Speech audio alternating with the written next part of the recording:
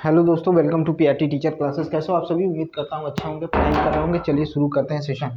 देखिए, हमने क्या किया था, हमने इससे पहले जो था हम लोगों ने क्या किया था कि सारी चीज़ों के बारे में, जैसे कि हम लोगों ने उत्तर वैदिक काल यानी पूर्व वैदिक काल, वैदिक सभ्यता के बारे में पढ़ना शुरू किया था। हमने कहा सिंधु सभ्यता जैसी सभ्यता जो सभ्यता थी वो नगरी सभ्यता थी। लेकिन इसके बाद जो सभ्यता आई, 200 वर्ष बाद आई जो सभ्यता, वो थी ग्रामीण सभ्यता थी, जिसे वैदिक सभ्यता कहा गया। वैदिक सभ्यता में को वैदिक सभ्यता की स्थापना करने वाले आर्य थे जो मध्य एशिया से आए थे। ठीक है, मैक्स मुलर ने इस कथन को कहा था। दूसरी चीज कहा गया था कि जो आर्य थे उनकी भाषा जो थी संस्कृत थी। ठीक है, उसके बाद उनके जो कहते हैं कि जो उनके कबीले थे वो 5 समूह में बटे हुए थे। ठीक है, 5 समूह में क्या हुए थे, बटे हुए थे। पहला था आपका क्या था, कुल था, ग्राम था, विष था। फिर उसके बाद क्या था आपका, उसके बाद जन था और राष्ट्र था। ठीक है, इनमें बटे हुए थे। फिर उसके बाद हम लोगों ने बात किया कि जो कुल था उसका जो मुखिया होता था वो पिता होता था, यानी घर का जो पिता होता था वही होता था, उसको कुलप कहा गया।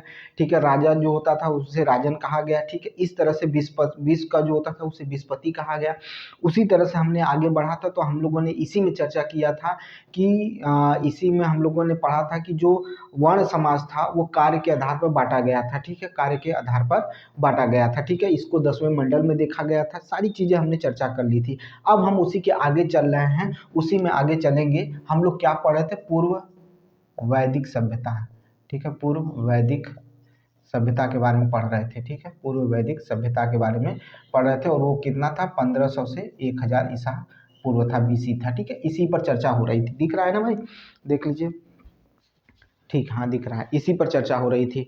आज हम और तेजी से थोड़ा सा तेज पढ़ेंगे, क्योंकि आपकी ग्रुप डी की भी भर्ती आ चुकी है। अगर जिनको भी जनरल साइंस पढ़ना है और जीके पढ़ना है, ठीक है, हिस्ट्री पढ़ना है, भूगोल पढ़ना है, खासकर हिस्ट्री में, तो आपको इस चैनल को सब्सक्राइब कर लीजिएगा। और हम इस पर ज़्यादा से ज़्यादा तेज़ी से पढ़ने की कोशिश करेंगे और समय से पहले इसको ख़त्म करने की कोशिश करेंगे। ठीक है, तो इस तरह से बात करते हैं। तो इसी में आगे चलते हैं, बात करते हैं। इस काल में जो स्त्रियां होती थी, इस काल में जो स्त्रियां होती थी, उनकी जो स्थिति थी वो लगभग ठीक ठाक थी। ठीक है, वो अपने पति के साथ क्या होती थी, अपने पति के साथ स्त्रियां क्या करती थी, यज्ञ कार्य में भाग लेती थी। इस काल में स्त्रियां जो थी अपने पति के साथ साथ ठीक है, यज्ञ में भाग लेती थी। ठीक है, देखिए भाई, जिसको भी पढ़ना है फ्री है, पढ़िए। ग्रुप डी के जो बच्चे हैं, मैं उनसे भी कहूँगा कि ग्रुप डी के जो बच्चे हैं वो ज़्यादा से ज़्यादा इसमें जुड़ने की कोशिश करें, क्योंकि अभी शुरुआत हुई है और ग्रुप डी की भर्ती आ चुकी है। तो आपके पास कम से कम 3 महीने का लगभग समय है, 2.5-3 महीने का समय है। आप चाहेंगे तो अच्छे से रिवाइज कर लेंगे। तो प्लीज़ जुड़ने की कोशिश करिएगा और पढ़ने की कोशिश करिएगा। ठीक है, और देखिए भाई, बाल विवाह व पर्दा प्रथा, ठीक है, पर्दा प्रथा, ठीक है, का प्रचलन नहीं था, का प्रचलन प्रचलन नहीं था। ठीक है, प्रचलन नहीं था। ठीक है, ये सारी चीजें नहीं होती थी। ठीक है, ये सारी चीजें नहीं थी। बाल विवाह, पर्दा प्रथा का प्रचलन नहीं था। स्त्रियां क्या थी, अपने पति के साथ यज्ञ में क्या लेती थी, भाग लेती थी। और जिस भी स्त्री का पति मर जाता था वो अपने पति के छोटे भाई से विवाह कर सकती थी। देखिए क्या कहा रहा है, कह रहा है कि जिस भी स्त्री का पति मर जाता था तो वह उसके छोटे भाई से विवाह कर सकती थी। ठीक है, थोड़ा तेज पढ़ेंगे क्योंकि सिलेबस भी खत्म करना है। ठीक है, और इसमें क्वेश्चन भी देखना है। ऐसा नहीं है कि सिर्फ पढ़ना ही है, क्वेश्चन भी देखना है। घबराइएगा नहीं, आपको क्वेश्चन से भी रूबरू कराएंगे। ठीक है, इस काल में, ठीक है, इस काल में स्त्रियां अपने पति के साथ यज्ञ में भाग लेती थी। बाल विवाह और पर्दा प्रथा का प्रचलन नहीं था। स्त्री भी जिस भी स्त्री का पति मर जाता था तो वह उसके छोटे भाई से विवाह कर सकती थी। ये पूरी तरह से आज़ादी थी, कोई ऐसी बात नहीं थी कि नहीं कर सकते थे। ठीक है, कर सकते थे, यानी जो देवर होता था उससे शादी कर सकते थे। ठीक है, याद रखिएगा। स्त्रियां इस काल में जो था, इस पूर्व वैदिक काल में स्त्रियां क्या करती थी, शिक्षा ग्रहण करती थी। कुछ विदुषी थी, ठीक है, जो शिक्षा ग्रहण करती थी। ठीक है, समझ में आई बात। तो स्त्रियां शिक्षा ग्रहण करती थी। ठीक है, चलिए सभी का नाम भी लिखेंगे। ठीक है,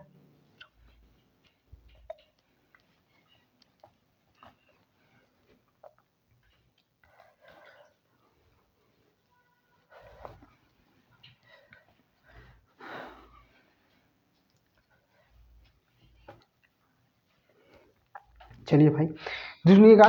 जो इस समय की जो स्त्रियां होती थी वो क्या करती थी, शिक्षा ग्रहण कर सकती थी। ठीक है, उन्हें शिक्षा ग्रहण करने का अधिकार था।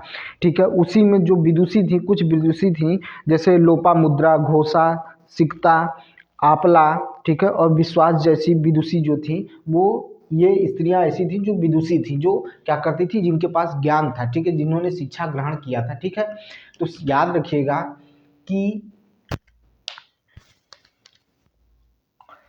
इस समय की स्त्रियां, ठीक है, या कहा जाए स्त्रियां स्त्रियां सॉरी स्त्रियां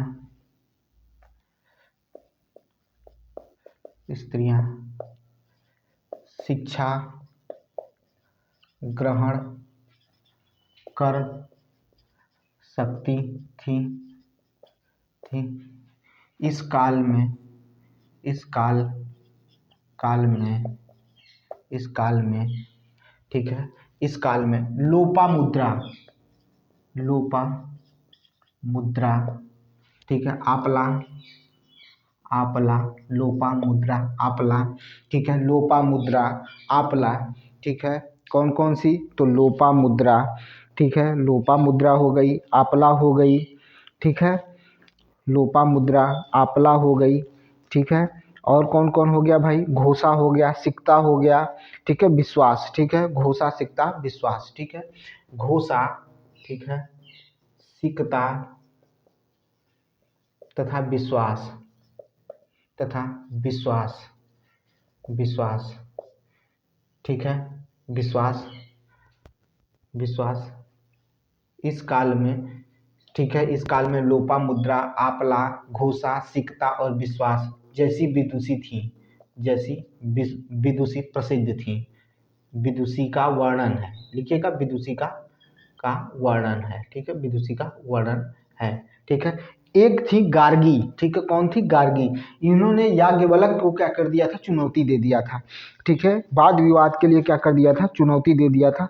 कौन दिया था, तो गार्गी जो थी उन्होंने ही क्या कर दिया था, चुनौती दे दिया था। किसको दिया था, तो किसको दिया था, तो याज्ञवल्क्य को क्या कर दिया था, चुनौती दे दिया था वाद विवाद के लिए। ठीक है, ये ऐसी विदुषी थी जिन्होंने क्या कर दिया था, गार्गी ने याज्ञवल्क्य को क्या कर दिया था, तो चुनौती दे दिया था। ठीक है, गार्गी, ठीक है, गार्गी ने, ठीक है, याज्ञ ठीक है, याज्ञवल्क्य वल्क्य को को चुनौती दिया था। चुनौती याज्ञवल्क्य को वाद विवाद के लिए चुनौती दिया था। याज्ञवल्क्य को, गार्गी ने याज्ञवल्क्य को वाद विवाद के लिए विवाद के लिए चुनौती दिया था। ठीक है, याद रखिएगा, याज्ञवल्क्य को चुनौती दिया था। इसी में जो महिलाएं आजीवन विवाह नहीं करती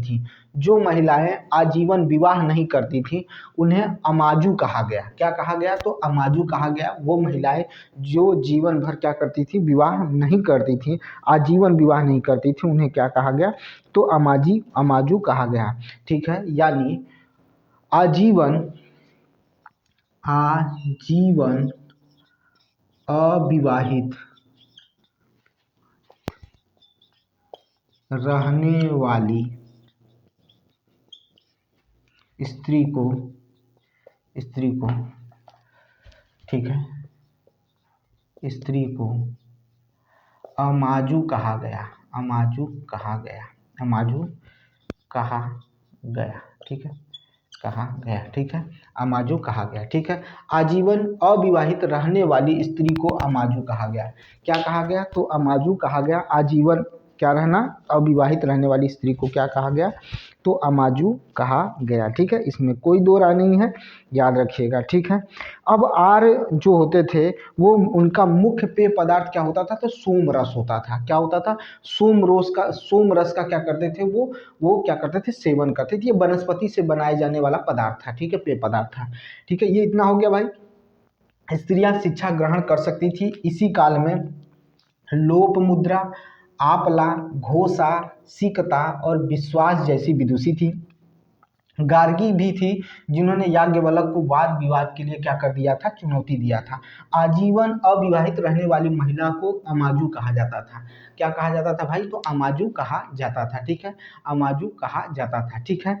ये भी चीज याद रखिएगा। इसी में एक चीज ये भी है, जो वेद को या कहा जाता था, जो मंत्रों का उच्चारण करते थे, ठीक है, जो वेद वेदांग को पढ़ते थे, उन्हें ऐसे अध्यापकों को उपाध्याय कहा गया। ऐसे अध्यापकों को क्या कहा गया? उपाध्याय कहा गया, जो वेद वेदांग को पढ़ते थे, ठीक है, जो वेद वेदांग का वर्णन करते थे या पढ़ते थे, ठीक है, उन्हें क्या कहा गया? उपाध्याय कहा गया, ठीक है। ये बहुत इंपॉर्टेंट नहीं है, जो इंपॉर्टेंट है वो सब आपके सामने आ रहा है, ठीक है।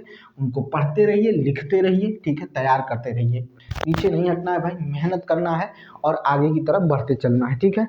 तो चलिए भाई आगे की तरफ चलते हैं। हमने क्या कहा कि आर्यों का मुख्य, ठीक है, आर्यों का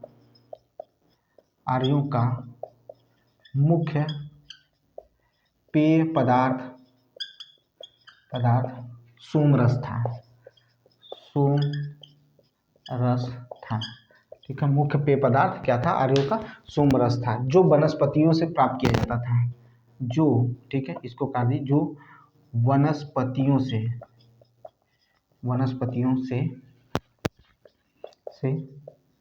प्राप्त किया जाता था, ठीक है, जो वनस्पतियों से प्राप्त किया जाता था, ठीक है, याद रखेगा।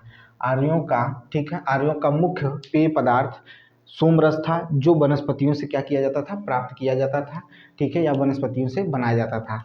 आर्य के जो पहनावे थे वो मुख्य तीन प्रकार के थे, ठीक है। क्या था? तीन थे। एक था वास, दूसरा अधिवास और तीसरा क्या था? उषणीय था। क्या था? एक था वास, दूसरा अधिवास था, तीसरा उषणीय था।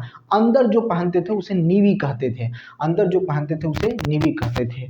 तो हम लिखेंगे, ठीक है, आर्यों का मुख्य पेय पदार्थ सोमरस था, जो वनस्पति से प्राप्त किया जाता था या वनस्पति के द्वारा बनाया जाता था, इतना याद रखिएगा। आर्यों का मुख्य पहनावा, आर्यों का मुख्य पहनावा तीन प्रकार का था,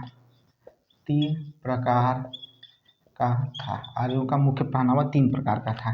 कौन कौन सा था भाई? पहला, दूसरा, तीसरा, ठीक है। देखिए क्या था? वास था, ठीक है, उसके बाद अधिवास था, ठीक है, फिर क्या था? उषणीय था। क्या था? उषणीय था, ठीक है, उषणीय था। इसी के साथ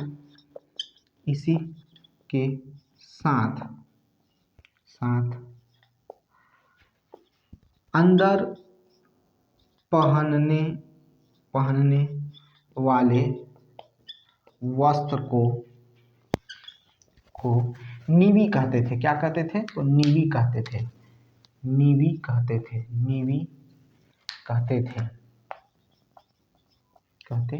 ठीक है। इसी के साथ अंदर पहनने वाले वस्त्र को क्या कहा जाता था? नीवी कहा जाता था। क्या कहा जाता था? नीवी कहा जाता था। जो कपड़ा होता था उसे नीवी कहा जाता था, ठीक है बेटा। आर्यों का मुख्य पेय पदार्थ सोमरस था, जो वनस्पति से प्राप्त किया जाता था या वनस्पति से बनाया जाता था। आर्यों का मुख्य पहनावा तीन प्रकार का वस्त्र था, ठीक है, वास, अधिवास और उषणीय था। इसी के साथ अंदर पहनने वाले वस्त्र को नीवी कहा जाता था, ये भी याद रखेगा। अब सुनिएगा, आर्यों का कुछ और चीजें हैं जिनको हमको पढ़ना है और हमको समझना है। तो आर्य जो थे, आर्यों को अगर बोला जाए कि मनोरंजन का साधन क्या था, तो उसके बारे में संगीत था, ठीक है। क्या था? संगीत था, घुड़दौड़ था, ठीक है, रथ दौड़ था, और क्या था? धुत क्रीड़ा था, ठीक है, धुत धुत क्रीड़ा था, ठीक है, धुत क्रीड़ा था। क्या था? घुड़दौड़ था, रथ दौड़ था, धुत क्रीड़ा था और संगीत था आर्यों का मुख्य मनोरंजन, ठीक है। तो चलिए यहाँ नीचे लिख लेते हैं, अभी जगह है भाई। आर्यों का मुख्य मनोरंजन मुख्य मनोरंजन, आर्यों का मुख्य मनोरंजन संगीत, रथ दौड़, घुड़दौड़ तथा रथ दौड़, घुड़दौड़, संगीत और धुत क्रीड़ा था, ठीक है। याद रखिएगा, इतनी चीजें याद रखिए, इतनी चीजों को लेकर चलिए, ठीक है। अब आपको ज़्यादा से ज़्यादा देने की कोशिश की जाएगी, ज़्यादा से ज़्यादा आपको समझाने की कोशिश की जाएगी, ताकि आपकी चीज़ें तैयार हों, ठीक है। अब देखिए ध्यान से, अब यहाँ पर पूछता है कि एक क्वेश्चन पूछा था कि आर्यों का मुख्य व्यवसाय क्या था। तो पहला प्राथमिकता किसको दिया गया था? पशुपालन को, दूसरा था कृषि। पहला प्राथमिकता किसको दिया गया? पशुपालन। दूसरा किसको दिया गया? कृषि। याद रखिएगा, यह मुख्य व्यवसाय था आर्यों का, ठीक है, मुख्य व्यवसाय था आर्यों का। क्या था? पहला पशुपालन, दूसरा क्या था? कृषि था, ठीक है, याद रखिएगा। आर्यों का मुख्य व्यवसाय क्या था? तो पशुपालन, दूसरा क्या था? कृषि था, ठीक है। अभी आपको क्वेश्चन भी दिखाएंगे, ठीक है, समझ में आई बात? क्वेश्चन भी दिखाएंगे। और ग्रुप डी वालों के लिए भाई जान लीजिए कि आपके लिए सामने सारी चीज़ें हैं, पड़ी हुई हैं। अब आपको अवसर ढूंढना और पढ़ना है, और उस पर क्या करना है? क्वेश्चन करना है, आपकी मर्जी, ठीक है। लगे रहिए, मेहनत जो करेगा उसको सफलता मिलेगी। सुनिएगा क्या कह रहा हूँ, ठीक है, समझिएगा। मैंने क्या कहा? आर्यों का मुख्य व्यवसाय क्या था? मुख्य व्यवसाय पशुपालन व कृषि था। आर्यों का मुख्य व्यवसाय पशुपालन व कृषि था, ठीक है। आर्यों का मुख्य व्यवसाय पशुपालन व कृषि था, ठीक है, कृषि था। इस समय में जो गाय होती थी उन्हें क्या कहा गया? अधन्या कहा गया। क्या कहा गया? तो अधन्या कहा गया। याद रखिएगा, जो गाय थी उसे क्या कहा गया? अधन्या कहा गया। इस समय में जो गाय होती थी उन्हें क्या कहा गया? अधन्या कहा गया, ठीक है। तो गाय को क्या कहा गया भाई? तो अधन्या कहा गया, अधन्या कहा गया, ठीक है। क्या कहा गया? तो अधन्या कहा गया। अधन्या का मतलब समझिएगा पहले, उसके बाद इसके बारे में लिखेंगे। गाय को अधन्या कहा गया, ठीक है, अधन्या कहा गया, यानी न मारे जाने वाला पशु। न मारे जाने वाला पशु, अगर कोई मार भी देता था तो उसे मृत्यु दंड दिया जाता था, या तो उसको देश से बाहर निकाल दिया जाता था, या क्या किया जाता था? कबीले से बाहर निकाल दिया जाता था। का गाय को अधन्या, जो जिसका अर्थ न मारे जाने वाला पशु, ठीक है, न मारे जाने वाला पशु, ठीक है, अधन्या होता था, ठीक है। अगर कोई इन्हें मारने या आघात पहुंचाने का प्रयास करता था, आघात पहुंचाने का प्रयास करता था, तो जो भी इन्हें मारने या आघात पहुंचाने का प्रयास किया जाता था, तो उसे क्या किया जाता था? अभी बताया। तो उसे मृत्यु दंड या देश से निकाल दिया जाता था, देश से निकाल दिया जाता था,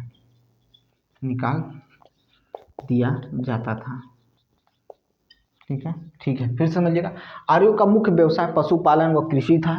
गाय को, ठीक है, गाय को अधन्या कहा गया। क्या कहा गया? अधन्य कहा गया, ठीक है, इस समय में, ठीक है, जिसका अर्थ है न मारे जाने वाला पशु। अगर कोई इन्हें मारने या आघात पहुंचाने का प्रयास करता था तो उसे मृत्युदंड या देश से निकाल दिया जाता था। याद रखिएगा, उसे या तो मृत्युदंड दे दिया जाता था या देश से क्या कर दिया जाता था, निकाल दिया जाता था। अब सुनिएगा, जो आर्यों का प्रिय पशु होता था, जो आर्यों का प्रिय पशु था वो घोड़ा था, और प्रिय देवता कौन थे, तो इंद्र थे, ठीक है। चलिए भाई, क्या था, तो ये सारी चीजें इनके साथ होती थी। मैंने क्या कहा, अभी कहा कि जो आर्यों का प्रिय पशु था वो घोड़ा था, ठीक है, और प्रिय देवता कौन थे, इंद्र थे। तो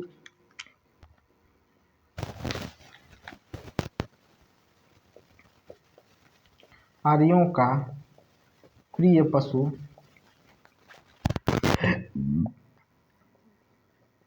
घोड़ा तथा प्रिय देवता प्रिय देवता कौन था, आर्यों का प्रिय पशु घोड़ा, और प्रिय देवता कौन था, तो प्रिय देवता कौन था भाई, तो प्रिय देवता हमारे कौन थे, इंद्र थे, ठीक है, इंद्र थे, ठीक है, इंद्र थे, ठीक है, इंद्र थे। अग्नि देवता को माना जाता था कि मानव और भगवान के बीच में, मानव और भगवान के बीच में अग्नि देवता को माना गया कि मानव और भगवान के बीच में कौन थे, तो वो क्या करते थे, मध्यस्थ थे, ठीक है, मध्यस्थता करते थे। कौन, अग्नि की पूजा की जाती थी, इसी वजह से माना जाता था कि वो क्या थे, भगवान और मानव के बीच में मध्यस्थता करते थे, ठीक है, ये बात कही गई है, ठीक है। उससे पहले अभी और भी चीजें बाकी हैं। जैसे आर्यों द्वारा खोजा गया पहला धातु कौन था, लोहा था, कौन था, लोहा था, जिसे श्याम अयस्क कहा गया। क्या कहा गया, श्याम अयस्क कहा गया। उसके बाद उन्होंने तांबा खोजा जिसे लोहित अयस्क कहा गया, ठीक है। फिर से सुनिएगा, आर्यों द्वारा खोजा गया पहला जो धातु था वो लोहा था जिसे श्याम अयस्क कहा गया, और आर्यों द्वारा दूसरा जो धातु खोजा गया वो था तांबा जिसे लोहित अयस्क कहा गया, ठीक है। क्या कहा गया, लोहित अयस्क कहा गया, ठीक है, याद रखिएगा, एकदम दिमाग में बैठाते चलिए। कोई चीजें भी, जो भी चीजें हो, देखिए एक चीज और बता देता हूँ, अगर कोई भी प्रॉब्लम है प्लीज कमेंट किया करिए, प्लीज कह रहा हूँ कमेंट करिए, तभी हम उसको जानने पाएंगे और चीजों को आपको बता देंगे, ठीक है। और देखिए, मैंने कहा अभी कि आर्यों का प्रिय पशु जो था घोड़ा था, ठीक है, घोड़ा, तथा प्रिय देवता इंद्र थे, ठीक है, ये हो गया। अब आगे की तरफ चलते हैं। अभी मैंने बताया कि आर्यों द्वारा खोजा गया पहला धातु जो था वो क्या था, लोहा था।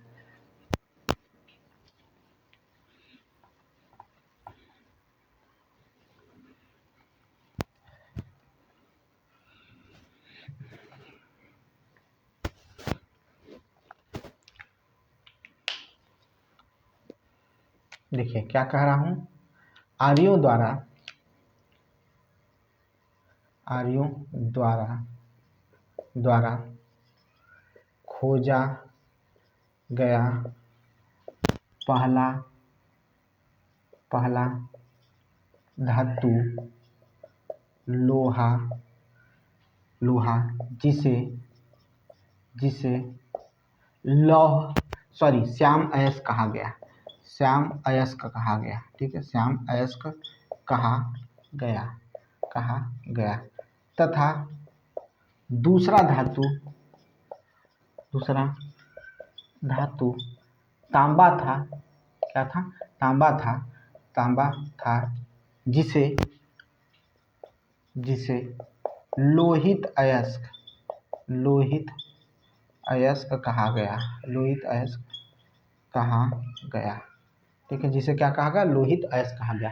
पहला धातु क्या था, तांबा, अरे लोहा था, जिसे क्या कहा गया, तो जिसे क्या कहा गया, तो जिसे क्या कहा गया भाई, तो जिसे क्या कहा गया, श्याम अयस्क कहा गया। और दूसरा जो था वो तांबा था, भाई यहाँ पर बिंदु लगा दीजिए, तांबा था, ठीक है, तांबा था जिसे लोहित अयस्क कहा गया, लोहित अयस्क कहा गया तांबा को, जबकि लोहे को कहा गया श्याम अयस्क कहा गया। क्या कहा गया, तो श्याम अयस्क कहा गया। याद रखिएगा, भूलिएगा नहीं, एकदम अपने दिमाग में बैठाते चलिए, ठीक है, याद रखिएगा।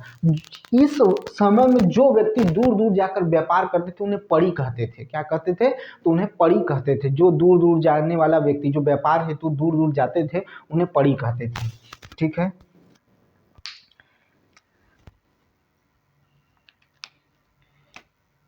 इस समय में व्यापार के लिए के लिए जो व्यक्ति दूर दूर जाता था, दूर दूर जाते थे उन्हें परी कहा गया। क्या कहा गया? सॉरी, परी कहा गया। ठीक है, याद रखिएगा क्या कहा गया? परी कहा गया। आर्यों द्वारा खोजा गया पहला धातु लोहा, जिसे श्याम अयस्क कहा गया। दूसरा धातु तांबा था, जिसे लोहित अयस्क कहा गया। इस समय में व्यापार के लिए जो व्यक्ति दूर दूर जाते थे उन्हें क्या कहा गया? परी कहा गया। क्या कहा गया? परी कहा गया। ठीक है, अब इसी में कुछ क्वेश्चन ले लिए जाते हैं। कुछ क्वेश्चन देखते हैं हम लोग। पहले क्वेश्चन देखते हैं, उसके बाद आगे की तरफ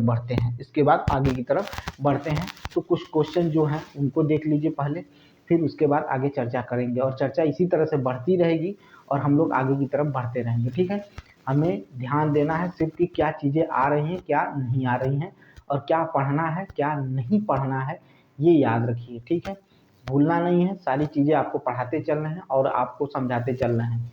ठीक है, अब आप पर निर्भर करता है कि आप उसको किस तरह से पढ़ते हैं, किस तरह से नहीं पढ़ते हैं। ठीक है, तो आज अगर हम बात करें तो ग्रुप डी में ही पूछा गया कि जो हमारे मंत्रों का, ठीक है, मंत्रों के बारे में, या कहा जाए कि मंत्रों का वेद या गीत का वेद किसे कहा गया। ठीक है, मंत्रों का वेद या गीत का वेद या गीत की पुस्तक किसे कहा गया, यह क्वेश्चन ग्रुप डी का क्वेश्चन है।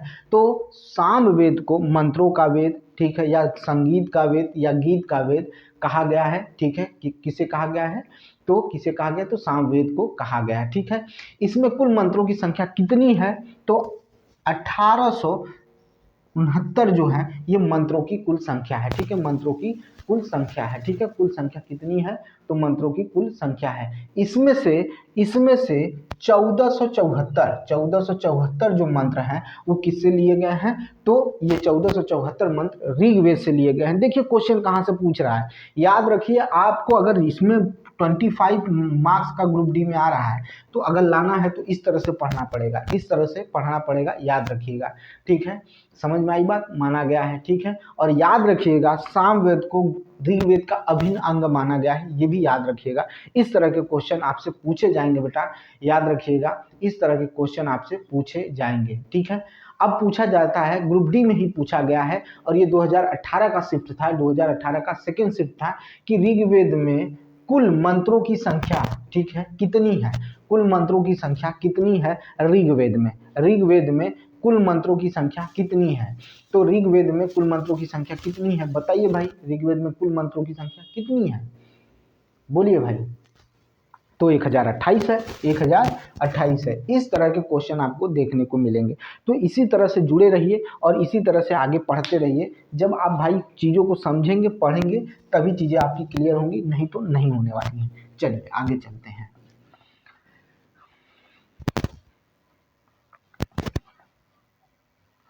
चलिए देखते हैं आगे किस चीज़ों को और गहनता से समझने की कोशिश करते हैं। देखिए हमने अभी अभी क्या क्या चीज़ें पढ़ ली हैं, क्या क्या चीज़ों को समझा है।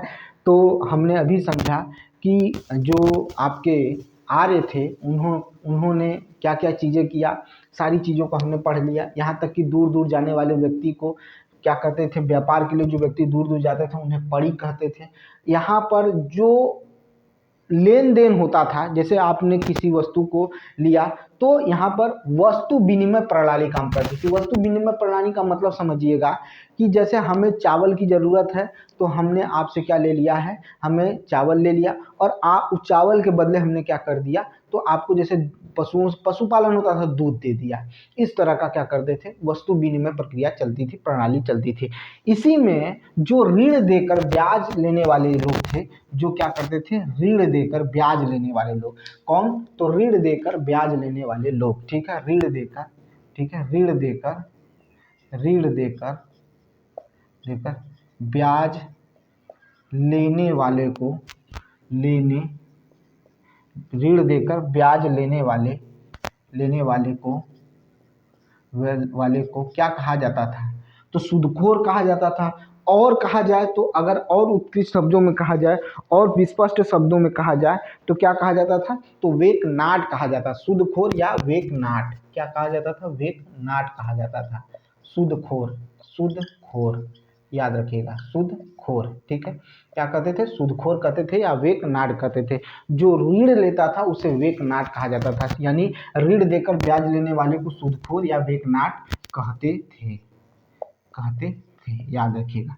इसी में कुछ नदियों की भी चर्चा की गई, ठीक है। सबसे पवित्र नदी इनकी मानी गई तो सरस्वती मानी गई। इन्होंने सबसे अधिक बार, मतलब कहा जाए तो सबसे पवित्र नदी उस समय किसको माना था, तो सरस्वती को माना था।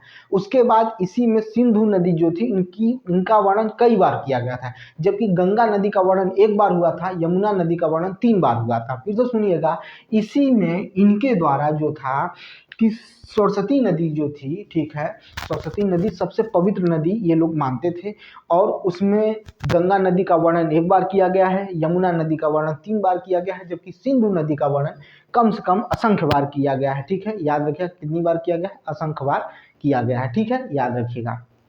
तो चलिए देखते हैं,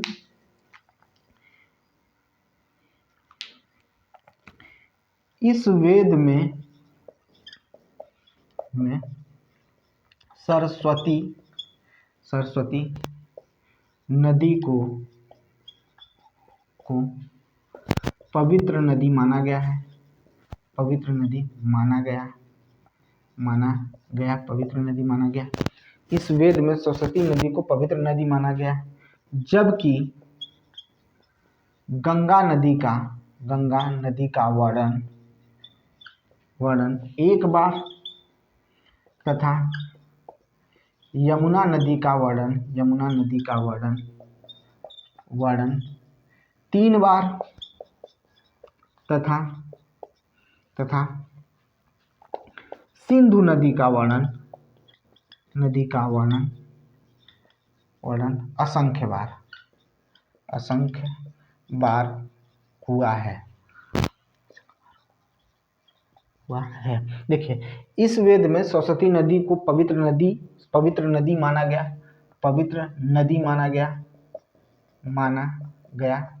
ठीक है, पवित्र नदी माना गया, जबकि गंगा नदी का देखिए यही चीज होता है मेरे साथ, वर्णन 1 बार, यमुना नदी का वर्णन, ठीक है, 3 बार, ठीक है, 3 बार, ठीक है, 3 बार, तथा सिंधु नदी का वर्णन, ठीक है, असंख्य बार हुआ है, ठीक है, असंख्य बार हुआ है, ठीक है, याद रखिएगा, असंख्य बार हुआ था, ठीक है, याद रहेगा, भूलेंगे नहीं ना भाई, ठीक है, असंख्य बार हुआ था या सर्वाधिक बार हुआ था, इतनी बार हो गया था कि पूछिए मत, ठीक है। ये हुआ आपका पूर्व वैदिक काल, जिसको हम लोगों ने जो 1500 से 1000 ईसा पूर्व के बीच में था, ठीक है, या कहा जाए 1500 से 1000 बीसी तक था, ठीक है, याद रखिएगा। ये हमने क्या कर लिया, पूर्व वैदिक काल पढ़ लिया। अब हम पढ़ेंगे उत्तर वैदिक काल, जिसे 1000 से 600 बीसी तक देखने को मिला, या 500 बीसी भी आ सकता है, याद रखिएगा। क्वेश्चन ऐसा आया हुआ है कि पूछा गया है कि उत्तर वैदिक काल की अवधि कब तक थी, तो 1000 से लेकर 600 बीसी भी ऑप्शन में आ सकता है, 1000 से 500 बीसी भी अवधि का ऑप्शन आ सकता है, वो आप पर निर्भर करता है, जैसा क्वेश्चन देखिएगा उस तरह से लगाइएगा, ठीक है। लेकिन दोनों साथ कभी नहीं आएंगे, इस चीज़ को मान लीजिएगा, इस चीज़ को समझ के चलिएगा। अच्छा, ठीक है, इसी में पहले अगर हम बात करते हैं, चलिए पहले उत्तर वैदिक काल में पढ़ाते हैं जो चीज़ें मतलब जैसे होती हैं। अगर हम बात करें तो कुछ चीज़ों को सोच रहे थे जोड़ दें, लेकिन चलिए अभी रहने दीजिए, लास्ट में उनको जोड़ेंगे, उनको लास्ट में बताएंगे, क्योंकि वो बेसिक चीज़ें हैं, वो आई भी हैं, इस वजह से उनको बाद में जोड़ेंगे, ठीक है। पहले अब पढ़ते हैं उत्तर वैदिक काल पढ़ते हैं, ठीक है, उत्तर वैदिक काल।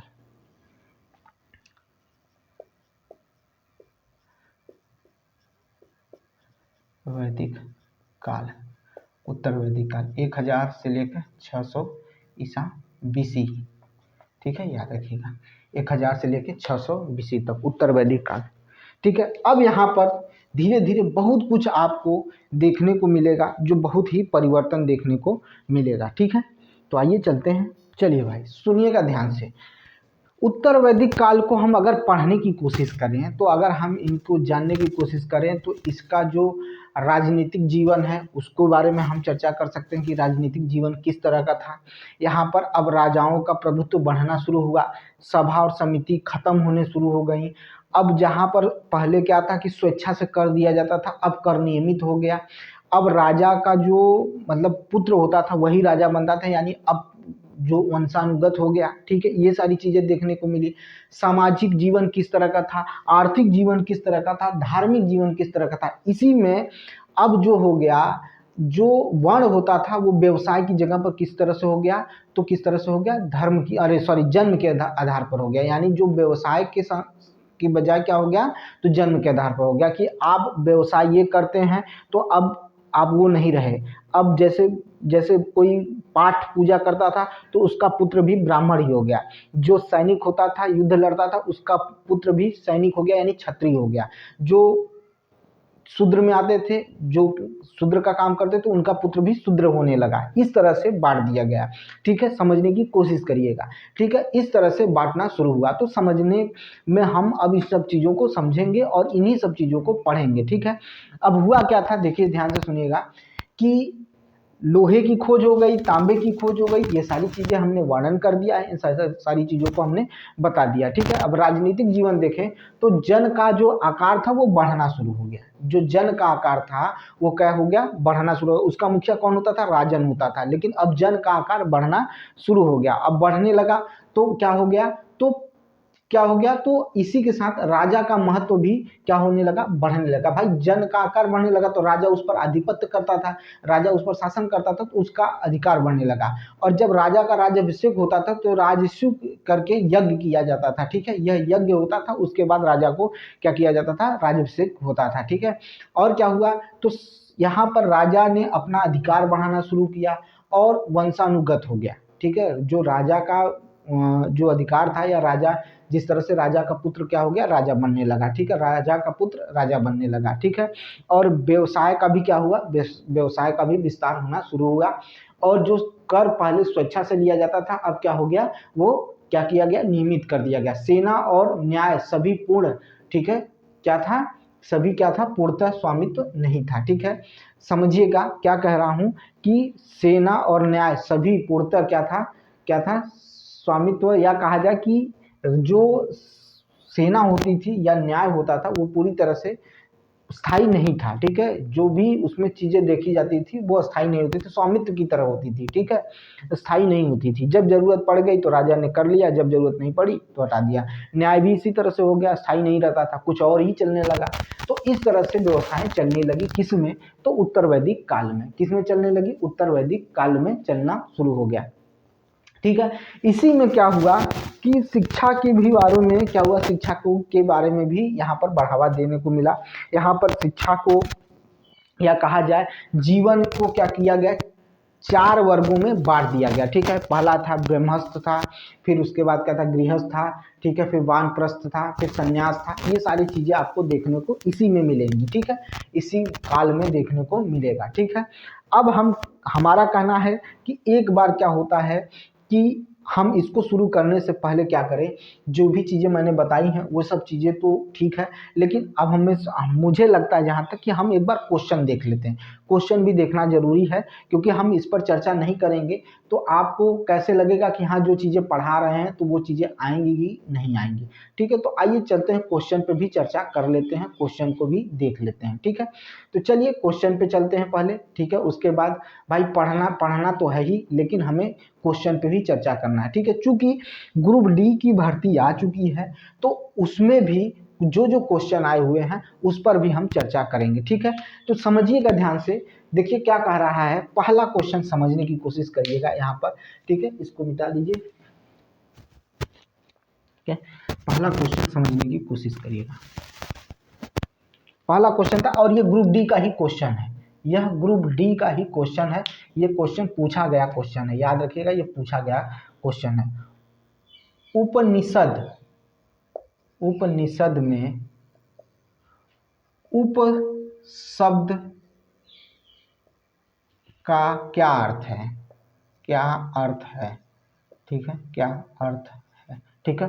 उपनिषद में उप शब्द का क्या अर्थ है, यह पूछा गया है, यह पूछा गया है। ग्रुप डी का क्वेश्चन है, ग्रुप डी का क्वेश्चन है, ठीक है। उपनिषद में उप शब्द का क्या अर्थ है, ये जरूर बताइएगा।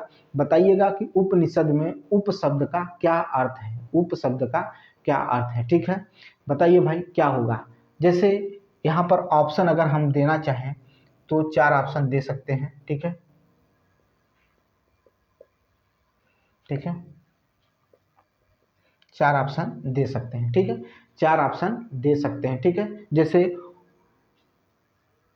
सॉरी, इसको इसमें लिखिए, गुप्तता, दूर, निकट, ठीक है, गुप्तता, दूर, निकट या खुशी, क्या होगा, खुशी, ठीक है, खुशी। अब इसमें पूछ लिया भाई कि बताइए इसमें उप शब्द का अर्थ क्या होता है, तो उप शब्द का अर्थ होता है निकट, क्या होता है, निकट यानी पास बैठना, ठीक है। उपनिषद सामान्यतः क्या है, वेदांत कहलाते हैं। उपनिषद को हम क्या कहते हैं, तो वेदांत कहते हैं, ये भी याद रखिएगा। उपनिषद को क्या कहते हैं, तो वेदांत कहा जाता है। उपनिषद को क्या कहा जाता है, वेदांत कहा जाता है, ठीक है। ये दार्शनिक ग्रंथ होते हैं, भारतीय दर्शन के कुछ प्रमुख उपनिषद, ठीक है, आपको देखने को मिलेंगे। तो याद रखिएगा उप का अर्थ क्या होता है, निकट होता है, उप का अर्थ क्या होता है, निकट होता है। और उपनिषद को वेदांत भी कहा जाता है, ठीक है। ये ऐसे क्वेश्चन आपको देखने को मिलेंगे, ऐसे क्वेश्चन आपको देखने को मिलेंगे। तो भाई जब तक हम पढ़ेंगे नहीं, जब तक हम समझेंगे नहीं, तो चीज़ें आपको क्या होंगी, क्लियर नहीं होंगी। इस वजह से मैं आपको जितनी भी चीज़ें हैं बताने की कोशिश कर रहा हूँ, उसको समझने की कोशिश करिए, ठीक है, क्योंकि आप नहीं समझेंगे तो चीज़ें गड़बड़ हो जाएंगी। कल जो हम पढ़ाने वाले हैं, अभी हमने बात किया है, अभी बात किया है, उत्तर वैदिक काल में ही बात किया है कि जो प्रारंभिक हिंदू दर्शन में जो जीवन काल था, मैंने कहा कि जीवन काल को 4 वर्गों में बांट दिया गया था। कितने वर्गों में बांट दिया गया था, 4 वर्गों में, 4 चरणों में बांट दिया गया था। इससे भी क्वेश्चन आया हुआ है। देखिए क्वेश्चन क्या पूछा हुआ है, देखिए समझने की कोशिश करिए और देखिए क्वेश्चन क्या है।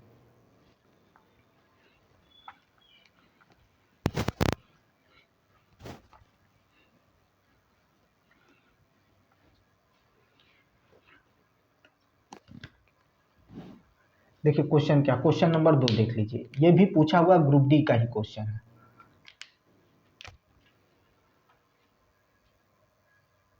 प्रारंभिक हिंदू, ठीक है, प्रारंभिक, ठीक है, हिंदू दर्शन में, हिंदू दर्शन में जीवन को कितने चरणों में बांटा गया है, कितने चरणों में बांटा गया है, बांटा गया है, बांटा गया है, कितने चरणों में बांटा गया है। तो भाई कुछ ऑप्शन दे देगा, ऑप्शन दे देगा, पहला, दूसरा, अभी इस पर सब पर चर्चा करेंगे, तीसरा और यहाँ पर चौथा। यहाँ लिख देगा, यहाँ पर लिख देगा आपको 2, यहाँ लिख देगा आपका 3, लिख देगा, यहाँ लिख देगा 5, लिख देगा, ठीक है, यहाँ लिख देगा 4। तो कितने में बांटा गया है, तो 4 चरणों में बांटा गया है। कौन कौन सा है, तो ब्रह्मचर्य पहला हो गया, पहला क्या है, ब्रह्मचर्य हो गया, पहला क्या है, ब्रह्मचर्य है। अच्छा ये कब से कब है, ये कब से कब है, तो जन्म से लेके 25 वर्ष तक आपको क्या देखना है, को मिलेगा, ब्रह्मचर्य मिलेगा, ठीक है। फिर गृहस्थ जीवन देखने को मिलेगा, कब मिलेगा, 25 से 50 क्या मिलेगा, गृहस्थ जीवन देखने को मिलेगा। गृहस्थ जीवन कब देखने को मिलेगा, तो 25 से 50 को देखने को मिलेगा। 50 से 75 क्या होगा, वानप्रस्थ होगा, 50 से 75 क्या होगा, वानप्रस्थ होगा। और संन्यास क्या होगा, 75 से 100 वर्ष हो जाएगा। तो क्या हो जाएगा, देख लीजिए, ब्रह्मचर्य, ठीक है, ब्रह्मचर्य, ब्रह्मचर्य कब से कब है, तो 0 से 25 है, 0 से 25 वर्ष होगा। ब्रह्मचर्य कब होगा, 0 से 25 वर्ष ब्रह्मचर्य देखने को मिलेगा, ठीक है। ब्रह्मचर्य कब देखने को मिलेगा, तो 0 से 25 वर्ष ब्रह्मचर्य देखने को मिलेगा। गृहस्थ कब देखने को मिलेगा, तो गृहस्थ देखने को मिलेगा आपको 25 से 50 देखने को मिलेगा। ये देख लीजिए, यही सब चीज़ें पूछी जाएंगी, यही सब चीज़ें आपको पढ़ना है। फिर वानप्रस्थ, ठीक है, वानप्रस्थ जो होगा वो कब देखने को मिलेगा, तो 50 से 75 देखने को मिलेगा, 50 से 75 देखने को मिलेगा। पहला, दूसरा, तीसरा और चौथा क्या है आपका, संन्यास है, क्या है, संन्यास है। ठीक है, ये कब देखने को मिलेगा, तो 75 से 100 वर्ष के बीच में देखने को मिलेगा।